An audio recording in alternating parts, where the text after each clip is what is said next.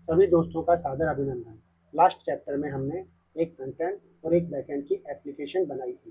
Back and application में हमने MySQL database को कॉन्फ़िगर किया था और एक गेट एपीआई के थ्रू डेटा गेट करके फ्रंट एंड एप्लीकेशन में शो किया था। आज के इस चैप्टर में हम दोनों एप्लीकेशंस को MySQL डेटाबेस के साथ होस्ट करना सीखेंगे। दोस्तों, एप्लीकेशंस को होस्ट करने के लिए मैंने होस्टिंग राजा, जो कि एक Indian hosting web service provider हैं, से Node.js का सर्वर परचेज किया है और डोमेन नेम मैंने whois.com से परचेज किया है। आप चाहें तो डोमेन नेम होस्टिंग राजा से भी परचेज कर सकते हैं, या आप किसी और जगह से परचेज करना चाहें तो ले सकते हैं। ट्यूटोरियल के डिस्क्रिप्शन में सभी ज़रूरी लिंक अवेलेबल हैं। अभी आपकी स्क्रीन पर एप्लीकेशन बनाने से लेकर उसे फर्स्ट टाइम होस्ट करने तक जो भी स्टेप हमें फॉलो करने होंगे वो अभी आपकी स्क्रीन पर शो हो रहे हैं। तो दोस्तों, चलते हैं लाइव और इन स्टेप्स को फॉलो करते हुए हम हमारी एप्लीकेशंस को होस्ट करते हैं। दोस्तों, Node.js का सर्वर परचेज करने के लिए हम सबसे पहले hostingraja.in वेबसाइट पे आएंगे, जो कि अभी आपकी स्क्रीन पर शो हो रही है। उसके बाद सर्वर मेन्यू में Node.js सर्वर पर क्लिक करेंगे। उसके बाद व्यू प्लान्स पे क्लिक करेंगे, या थोड़ा स्क्रॉल करने पर भी हम इस सेक्शन में पहुंचेंगे। यहाँ 3 तरह के प्लान अवेलेबल हैं। एक शेयर्ड प्लान है, एक VPS प्लान है और एक डेडिकेटेड प्लान है। शेयर्ड प्लान में Node.js का सिल्वर प्लान मैंने परचेज करके देखा है। जिस वक्त मैंने परचेज किया उस वक्त ये प्लान ओनली वर्जन 16 को सपोर्ट करता था। शेयर्ड प्लान केवल एक डोमेन को सपोर्ट करता है। अभी हम VPS प्लान परचेज करेंगे। इसमें मल्टीपल एप्लीकेशन आप होस्ट कर सकते और Node.js के वर्जन भी आप अपनी ज़रूरत के मुताबिक इंस्टॉल कर सकते हैं। होस्टिंग राजा का Node.js का VPS plan Linux operating system पर चलता है। मैं यहाँ एप्लीकेशन को होस्ट करने के लिए Node.js का VPS प्लान और cPanel क्रिएट करने, डेटाबेस क्रिएट करने, DB यूज़र, सब डोमेन और सब डोमेन की मैपिंग के लिए मैं इनका OV पैनल यूज करूँगा। OV पैनल से हम PM2 के थ्रू अगर कोई एप्लीकेशन रन होने में इशू आता है तो वो भी लॉग देख सकते हैं। कोड पुश करने के लिए हम फाइलज़िला का यूज करेंगे और नोड मॉड्यूल्स को इंस्टॉल करने में टर्मिनल का यूज करेंगे। मैं सबसे पहले साइन अप पे क्लिक करूंगा। साइन अप पे क्लिक करने के बाद हम इस स्क्रीन पर पहुंचते हैं। यहाँ डोमेन नेम देना होगा। इस डोमेन पे आपका VPS सर्वर कॉन्फ़िगर किया जाएगा। यह डोमेन आप अपनी एप्लीकेशन को होस्ट करने में भी यूज कर सकते हैं। उसके अलावा फिर भी मैं चाहूँगा कि आप एक बार इनकी सेल्स टीम से बात करें और अपनी ज़रूरत इनकी सेल्स टीम को बताएं। हो सकता है कि जिस वक्त आप परचेज करें उस वक्त इनके पास कोई और बेटर प्लान आपके लिए अवेलेबल हो। प्लान परचेज करने के बाद जब हम होस्टिंग राजा के एडमिन पैनल में एंटर होते हैं तो कुछ इस तरीके का इंटरफेस होता है। यहाँ आपके जो प्लान आपने बाय किए हैं वो सभी लिस्ट होते हैं। अगर आपको होस्टिंग संबंधी कोई इशू होता है तो आप सपोर्ट मेन्यू में सपोर्ट टिकट पे क्लिक करके राइट में न्यू टिकट पे क्लिक करके आप टिकट राइज कर सकते हैं। 2 से 4 हावर में ये आपको रिप्लाई दे देते हैं। सर्वर परचेज करने के बाद होस्टिंग राजा की तरफ से इनके ऑफिशियल मेल आईडी से हमारे पास हमारी रजिस्टर्ड ईमेल आईडी पर एक मेल आता है। उसमें स्क्रीन पर दिए गए सर्वर IP एड्रेस, प्राइमरी और secondary DNS, SSH login detail और OV पैनल डिटेल होती है। जैसा कि आप स्क्रीन पर देख पा रहे हैं, अभी ये डिटेल डमी डिटेल है। सबसे पहले हम इस ईमेल में आई हुई IP एड्रेस और DNS रिकॉर्ड को हमारे डोमेन नेम के साथ कॉन्फ़िगर करेंगे। क्योंकि मैंने डोमेन नेम whois.com से परचेज किया है, इसलिए मैं सबसे पहले इसे लॉगिन करूंगा और IP एड्रेस और DNS कॉन्फ़िगर करूंगा। whois.com में लॉगिन करने के बाद हम इस स्क्रीन पर पहुंचते हैं। यहाँ मैनेज ऑर्डर्स में लिस्ट ऑर्डर पे क्लिक करेंगे तो हम इस स्क्रीन पर पहुंचेंगे। यहाँ हमारे सभी डोमेन नेम की लिस्ट आएगी। होस्टिंग राजा में जिस डोमेन को हमें कॉन्फ़िगर करना है उस डोमेन पे हमें क्लिक करेंगे। मैं यहाँ jaipurgramin.com पर क्लिक करूँ। क्लिक करने के बाद हम इस स्क्रीन पर पहुँचते हैं। यहाँ नेम सर्वर और चाइल्ड नेम सर्वर पर हमें चेंजेस करने होंगे। सबसे पहले चाइल्ड नेम सर्वर्स, उसमें IP एड्रेस जो कि आपकी ईमेल में आया है और होस्ट नेम आपको चेंज करना होगा। इन्हें सेव करने के बाद नेम सर्वर्स, यहाँ पे नेम सर्वर आपकी ईमेल पर आए होंगे। नेम सर्वर का नाम अपडेट करने के बाद सबसे पहले OV पैनल को ओपन करेंगे और यूज़र कंट्रोल पैनल क्रिएट करेंगे। OV पैनल का URL आपको आपकी ईमेल पर मिलेगा। यूजर नेम में जेड एडमिन लिखना है। कैप्चा पुट करेंगे। कैप्चा पुट करने के बाद जब ओके करते हैं तो एक सेकंड स्क्रीन ओपन होती है। यहाँ हमें पासवर्ड डालना होगा। यह पासवर्ड भी आपको ईमेल पर मिलेगा। लॉगिन पे क्लिक करते हैं तो हमें कुछ इंटरफेस इस तरीके से दिखता है। यहाँ जैसा कि आप देख पा रहे हैं, मैंने 3 डेटाबेस पहले से क्रिएट किए हुए हैं और 3 ही यूज़र पैनल भी क्रिएट किए हैं, क्योंकि मैं हमारी एप्लीकेशन को jaipurgramin.com पर होस्ट करूँगा और उस पर मैंने पहले से होस्ट करके देखा है। इसलिए मैं अभी डमी नेम का यूज करके आपको पूरा प्रोसेस समझाता हूँ। सबसे पहले हम यूज़र कंट्रोल पैनल क्रिएट करेंगे। उसके लिए हम यूसीपी अकाउंट्स वाले सेक्शन पे क्लिक करेंगे। जैसे ही क्लिक करेंगे हम इस स्टेज पे पहुँचते हैं। यहाँ राइट साइड में जो फॉर्म है उसको हम फिल करेंगे।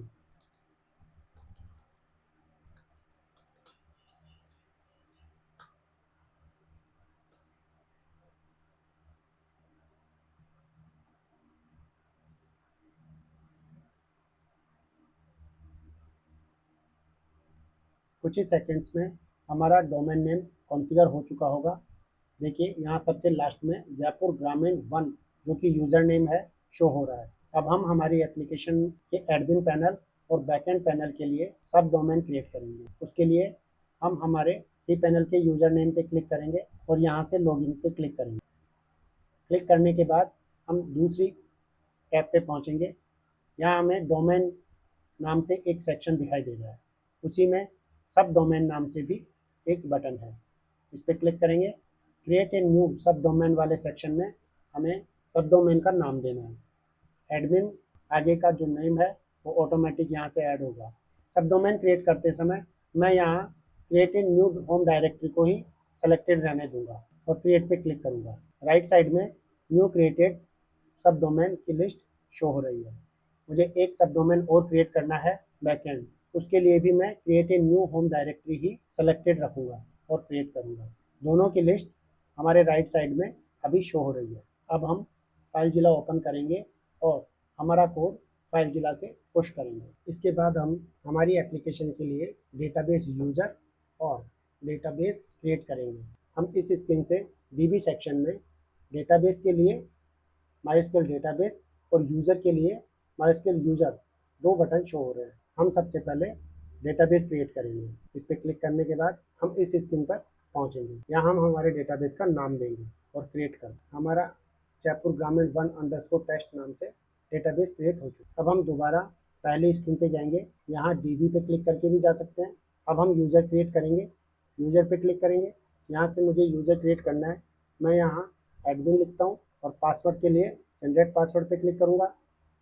यहाँ डेटाबेस में जो मेरा डेटाबेस नेम है वो सेलेक्ट करूँगा और यहाँ से ऑल प्रिविलेज पे सेलेक्ट करूँगा, क्रिएट करूँगा। कुछ ही सेकंड में राइट साइड में हमें डेटाबेस का नाम यूज़र शो हो रहा है। इस पर क्लिक करेंगे तो ये डेटाबेस यूज़र की पूरी डिटेल है। अब हम SSH लॉगिन डिटेल की हेल्प से फाइल जिला को ओपन करते हैं। लोकल सिस्टम के प्रोजेक्ट के कोड को सर्वर पर पुश करने से पहले हमें एनवायरनमेंट वेरिएबल्स को अपडेट करना होगा और कुछ फाइल्स में चेंज करने के बाद एक बार हम बिल्ड बना करके चेक करेंगे और सक्सेसफुली बिल्ड बनने के बाद हम कोड को लाइव सर्वर पर अपडेट करेंगे। सबसे पहले हम बैकएंड एप्लीकेशन को ओपन करते हैं। अभी आपके सामने जो स्क्रीन में प्रोजेक्ट शो हो रहा है वो बैकएंड API का प्रोजेक्ट है। इसमें हमने लोकल होस्ट पे रन करने के लिए लास्ट चैप्टर में लाइन नंबर 10 से लाइन नंबर 20 तक डेटाबेस के क्रेडेंशियल्स को कमेंट कर दिया है और एक नई फाइल बनाई है .env.development। इसमें डेवलपमेंट एनवायरनमेंट के वेरिएबल रखे हैं और एक प्रोडक्शन के है, उसमें प्रोडक्शन एनवायरनमेंट के वेरिएबल सेव किए हैं। इसके अलावा कॉन्फ़िगर फोल्डर में एक env.ts नाम की फ़ाइल और बनाई है और इसमें रन टाइम हमारे वेरिएबल्स को सेट करने का कोड लिखा है। दोस्तों, रन टाइम हमारा पूरा प्रोजेक्ट जो बिल्ड बनेगी उस बिल्ड फोल्डर से रन होगा। इसलिए हमने यहाँ लाइन नंबर 6 पर .env फाइल का पाथ गेट किया है और लाइन नंबर 10 पर जो बेस पाथ है उसके थ्रू .env फाइल को कॉन्फ़िगर किया है और लाइन नंबर 12 पर हमने node.env एनवायरनमेंट वेरिएबल की हेल्प से रन टाइम वेरिएबल्स की फ़ाइल को सेट किया है और लाइन नंबर 13 पर एनवायरनमेंट स्पेसिफिक वेरिएबल्स ओवरराइड किए हैं। इस फाइल को हमने server.ts फाइल में सबसे ऊपर इंपोर्ट किया है। सबसे ऊपर इंपोर्ट करने की वजह से बाकी सभी फाइल्स में एनवायरनमेंट वेरिएबल आसानी से अवेलेबल होंगी। और पुराना .env कॉन्फ़िगरेशन था, उसे हमने यहाँ कमेंट कर दिया है। इसके अलावा हमने कुछ ओरिजिन्स को परमिशन दी है। उसमें मैंने 2 लोकल होस्ट के रखे हैं और यहाँ 3 लाइव सर्वर के डोमेन नेम हैं।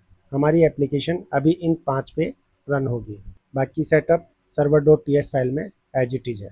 database.ts फाइल में .env कॉन्फ़िगरेशन को कमेंट कर दिया है। बाकी सभी सेटिंग्स एज इट इज़ है। एक रिफ्लेक्ट मेटा डेटा पैकेज हमने पहले इंस्टॉल नहीं किया था, उसे भी अब हमने इंस्टॉल कर लिया है। आइए अब इस पॉइंट पर हम हमारे प्रोजेक्ट की बिल्ड बनाते हैं। दोस्तों, सक्सेसफुली हमारी बिल्ड बन चुकी है। अब हम पब्लिक एप्लीकेशन को भी कॉन्फ़िगर करके एक बार बिल्ड बनाएंगे। पब्लिक एप्लीकेशन की इंडेक्स फाइल में हमने लाइन नंबर 6 से लेके लाइन नंबर 12 तक आर्टिकल का टाइप डिफाइन किया है और उसे लाइन नंबर 16 पर यूज किया है। इसके अलावा इसमें हमने ब्लैंक एरे पास किया है। लाइन नंबर 20 पर हमने लाइव सर्वर का पाथ सेट किया है और पुराना पाथ जो कि लोकल होस्ट का था, मैंने अभी के लिए कमेंट कर दिया है। इसके अलावा हमने जो इंटरफेस बनाया था आर्टिकल, उसे यहाँ यूज किया है। लाइन नंबर 55 पे Next.js का इमेज कंपोनेंट यूज लिया है। इंडेक्स फाइल में सिर्फ हमने यही चेंजेस किए हैं। Next.js की कॉन्फ़िगरेशन फाइल में हमने यहाँ इमेजेस के लिए इमेजेस का डोमेन नेम अलाउ किया है। जब हमारी इमेजेस S3 बकेट से आएंगी तो हमें उसका भी यहाँ पाथ देना होगा। या आप किसी और ओरिजिन से अगर इमेज इंपोर्ट करते हैं तो Next.js के इमेज कंपोनेंट को यूज करते समय हमें यहाँ उसका पाथ अलाउ करना होता है। इन दोनों पेजों की कॉन्फ़िगरेशन के अलावा हमने पब्लिक एप्लीकेशन में कोई चेंजेस नहीं किए। इस पॉइंट पे अब हम बिल्ड बना करके चेक करते हैं। कुछ ही सेकंड में हमारा बिल्ड बन करके तैयार हो जाएगा। दोस्तों, हमने Next.js का वर्जन 15 यूज लिया है। वर्जन 15 में Next.js की बिल्ड .next के नाम से फोल्डर में बनती है। हमारी बिल्ड बन के तैयार हो गई है। दोनों बैकएंड एंड पब्लिक एप्लीकेशन का सक्सेसफुली बिल्ड बनाने के बाद अब इस कोड को हम लाइव सर्वर पर पुश करेंगे। उसके लिए हम फाइलज़िला की हेल्प लेंगे। SSH लॉगिन क्रेडेंशियल्स से हम लॉगिन करके हम फाइलज़िला की इस स्क्रीन पर पहुंचते हैं। यहाँ हम सबसे पहले रूट डायरेक्टरी में आते हैं, जबकि हमारे सभी डोमेन नेम के फोल्डर्स होम डायरेक्टरी में रहते हैं। यहाँ लेफ्ट साइड में मेरे लोकल होस्ट का प्रोजेक्ट फोल्डर है और राइट साइड में मेरा लाइव सर्वर का प्रोजेक्ट फोल्डर है। यहाँ सबसे ऊपर डबल डॉट के लिंक पे क्लिक करके मैं बैक जाऊँगा। बैक जाने के बाद यहाँ होम डायरेक्टरी सेलेक्ट करूँगा और होम डायरेक्टरी में जब मैं आऊँगा तो हम देखेंगे कि यहाँ हमारे सभी डोमेन नेम के फोल्डर अवेलेबल हैं। अभी हमें जयपुर ग्रामीण 1 को ओपन करना है। हम जयपुर ग्रामीण 1 पे जब ओपन करेंगे तो हमें यहाँ पब्लिक HTML, बैकएंड और एडमिन, ये 3 फोल्डर मिलेंगे। ये तीनों फोल्डर जब हमने यूज़र पैनल क्रिएट किया और सब डोमेन क्रिएट किए उसके बाद सर्वर पर बने हैं। हम सबसे पहले पब्लिक HTML फोल्डर को ओपन करेंगे और पब्लिक HTML वाले फोल्डर में index.php और OV पैनल का लोगो दोनों को हम डिलीट करेंगे। लेफ्ट साइड के पैनल से नोड मॉड्यूल और SRC, इन दोनों के अलावा बाकी सारी फाइल्स हम ड्रैग एंड ड्रॉप करके पुश करेंगे।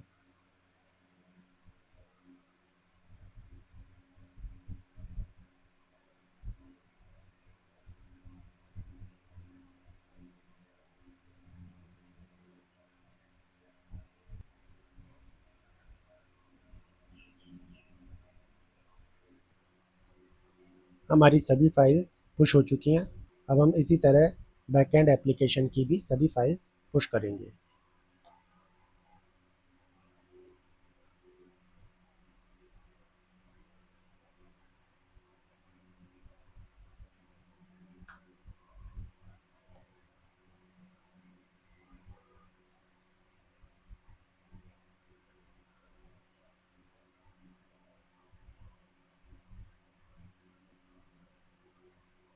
बैकएंड की सभी फाइल्स को पुश करने के बाद अब हम SSH लॉगिन की हेल्प से टर्मिनल ओपन करेंगे और इन दोनों फोल्डर्स में नोड मॉड्यूल को इंस्टॉल करेंगे। मैंने मेरे सिस्टम के डेस्कटॉप पर टर्मिनल ओपन किया है। अब लाइव सर्वर का टर्मिनल ओपन करने के लिए मुझे SSH स्पेस रूट और मेरे सर्वर की आईपी को डाल करके हिट करना होगा। पासवर्ड को यहाँ डाल के मैं हिट करता हूँ। जैसा कि आप देख पा रहे हैं हमारे वीपीएस सर्वर को मैं टर्मिनल के थ्रू लॉगिन कर चुका हूँ। अब मैं सबसे पहले हमारे प्रोजेक्ट के फोल्डर्स में जाऊँगा। उसके लिए हम फाइल जिला से प्रोजेक्ट का पाथ लेंगे। यहाँ इस पॉइंट पर रिमोट साइट के पाथ से मैं कॉपी करूँगा। यह मेरा बैकएंड एप्लीकेशन का पाथ है।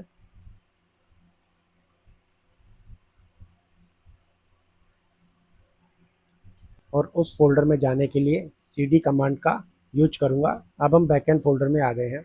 यहाँ मैं सबसे पहले Node.js का वर्जन चेक करूँगा।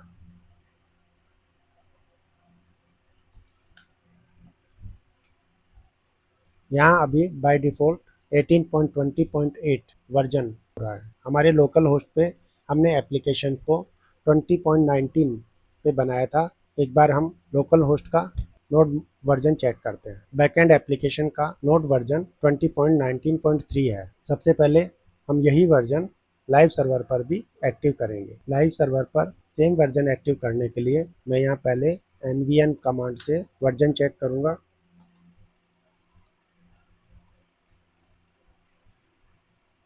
क्योंकि मैं मेरे सर्वर पर nvm कमांड से यह वर्जन पहले से इंस्टॉल कर चुका हूँ, इसलिए यह अभी आपकी स्क्रीन पर nvm लिस्ट में शो हो रहा है। आपके केस में ऐसा नहीं हो तो आप स्क्रीन पर दिए गए कमांड से पहले nvm को इंस्टॉल कीजिए, उसके बाद nvm की हेल्प से एप्रोप्रिएट वर्जन इंस्टॉल कीजिए। इस पॉइंट पे हम इस वर्जन का यूज करेंगे। मैं स्क्रीन को क्लियर करता हूँ और वर्जन 20 को यूज करता हूँ। अगर मैं दोबारा nvm लिस्ट करता हूं तो इस वक्त हमारा कर्सर 20.19.3 पर है, अर्थात अभी हमारे सिस्टम में 20 वर्जन एक्टिव है। इस पॉइंट पर मैं सभी नोड मॉड्यूल को इंस्टॉल करूंगा।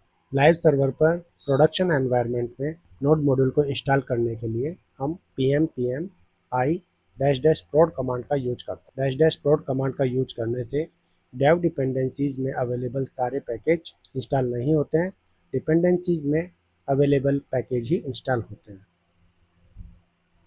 हमारे यहाँ सभी पैकेजेस जो कि डिपेंडेंसीज में थे वो इंस्टॉल हो चुके हैं और डेव डिपेंडेंसीज को -prod की वजह से स्किप कर दिया गया है। मैं यह सेम प्रोसेस पब्लिक एप्लीकेशन पर भी फॉलो करूँगा। उसके लिए सबसे पहले हम पब्लिक फोल्डर का पाथ लेंगे।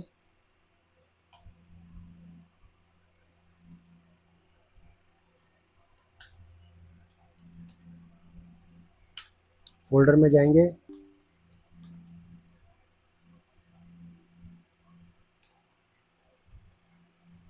और पैकेज इंस्टॉल कर दें। इस तरह हमारे दोनों फोल्डर्स में पैकेजेज इंस्टॉल हो चुके। इसके बाद हम हमारे लाइव सर्वर पर इन फोल्डर्स में जो हमने कोड पुश किया है उसको डोमेन नेम और सब डोमेन नेम के साथ मैप करेंगे। उसके लिए ओवी पैनल को ओपन करेंगे। ओवी पैनल को ओपन करने के बाद हम इस स्क्रीन पे पहुंचते हैं। यहाँ से लॉगिन करेंगे। लॉगिन करने के बाद हम इस स्क्रीन पर पहुंचेंगे। यहाँ हमें डोमेन वाले सेक्शन में Node.js के बटन पर क्लिक करना है। क्लिक करने के बाद हम इस स्क्रीन पर पहुंचेंगे। यहाँ राइट साइड में डोमेन मैपिंग के सेक्शन में हम सबसे पहले पब्लिक एप्लीकेशन के फोल्डर को मैप करेंगे। उसके लिए यहाँ से मैं पब्लिक डोमेन को सेलेक्ट करता हूँ और यहाँ मुझे कोई पाथ देने की ज़रूरत नहीं है। Next.js ऑटोमेटिकली हैंडल करता है। यहाँ मुझे पोर्ट देना है जो कि हमारे केस में 4400 है। यहाँ मुझे Next.js सेलेक्ट करना है, उसके बाद मुझे सेव करना है। कुछ ही सेकंड में यहाँ कॉन्फ़िगर हो जाएगा। अभी हमारे प्रोजेक्ट में यहाँ स्टेटस में एरर दिखा रहा है। सबसे पहले हम इसे चेक करते हैं। उसके लिए हमें यहाँ pm2 log पे क्लिक करना होगा। pm2 log पे क्लिक करने के बाद यहाँ हमें वो डोमेन सेलेक्ट करना है जिसमें एरर आया है और यहाँ हमें एरर लॉग पे क्लिक करना है। इस पॉइंट पर मैं बताना चाहूँगा यहाँ दो तरह के लॉग दिखते हैं, एक आउटलॉग और एक एरर लॉग। अगर हमारी एप्लीकेशन को रन होने में सर्वर पर कोई इशू आता है वो हमें एरर लॉग के अंदर शो होता है और जो हमने हमारी एप्लीकेशन में console.log किया है वो हमारे आउटलॉग के अंदर शो होते हैं। तो अब एरर लॉग हमें देखना है क्योंकि अभी हमारे एप्लीकेशन में एरर आए। एरर लॉग पे क्लिक करेंगे और डिस्प्ले करेंगे। दोस्तों यहाँ साफ साफ लिखा हुआ है कि मेरा डोमेन नेम का जो मैंने पोर्ट नंबर दिया है वो ऑलरेडी किसी और जगह यूज कर रखा है। तो मैं यहाँ पोर्ट नंबर चेंज करना होगा। इस इशू को सॉल्व करने के लिए सबसे पहले मैं इस डोमेन नेम की मैपिंग को यहाँ से डिलीट करता हूँ।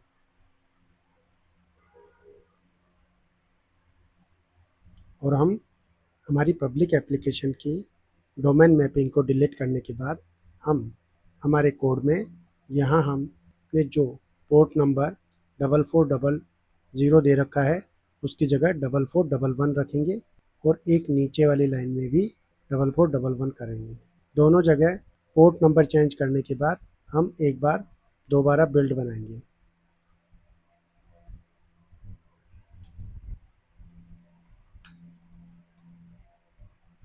हमारी बिल्ड सक्सेसफुली बन चुकी है। अब हम इस कोड को लाइव सर्वर पर पुश करेंगे। हम फाइलज़िला को ओपन करके हमारे पब्लिक HTML वाले फ़ोल्डर में आ चुके हैं और यहाँ लेफ़्ट साइड में हमारा कोड है। यहाँ मैं एक बार राइट क्लिक करके रिफ़्रेश कर लूँगा ताकि लेटेस्ट अपडेटेड कोड रिफ़्रेश होके यहाँ आ जाए। इसके बाद हम मॉड्यूल और SRC के अलावा बाकी सभी फाइल्स को दोबारा ड्रैग एंड ड्रॉप करके पुश करेंगे। यहाँ apply current Q only pay click करेंगे और ओके करेंगे।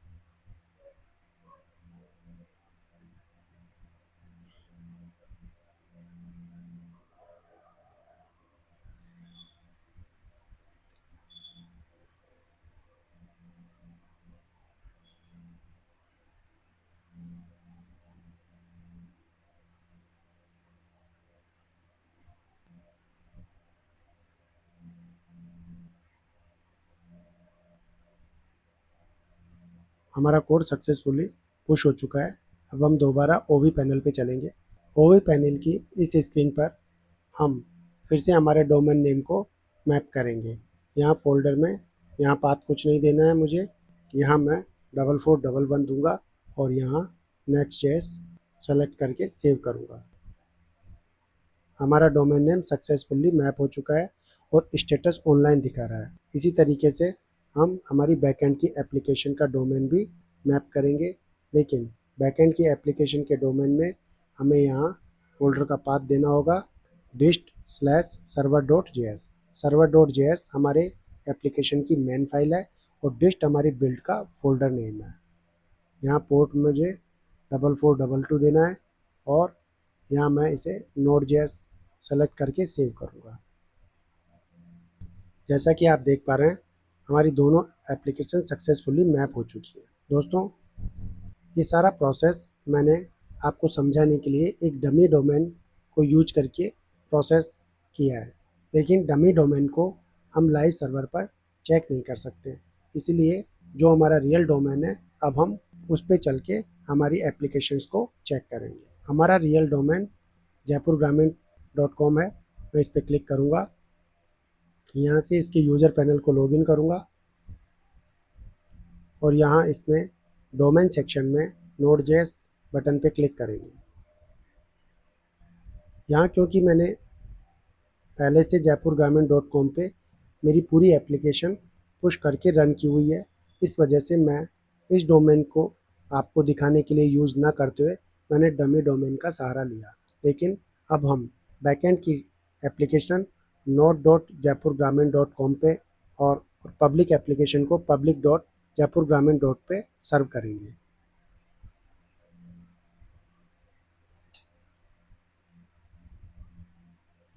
वही सेम कोड मैंने इस डोमेन पे सेट किया है और यह सब डोमेन पे हमारा पूरा कोड परफेक्टली रन हो रहा है।